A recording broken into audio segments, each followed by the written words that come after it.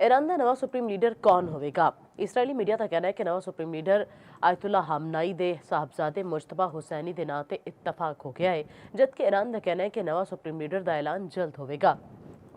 मुश्तबा हुसैनी कौन ने, आओ जानने हैं। मुश्तबा हुसैनी ईरान की ताकत के वाना विच एक ऐसा ना जो बाजाबता ओहदा ना होने के बावजूद भी असरो रसूख रखता है। 1969 विच मशहद विच पैदा होने वाले मुश्तबा हुसैनी ईरान के सुप्रीम लीडर अली खामनाई के दूजे पुत्र ने।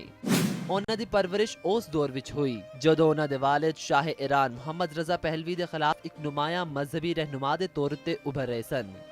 1979 के इस्लामी इनकलाब तो बाद खानदान इकतदार के मरकज विच आ गया।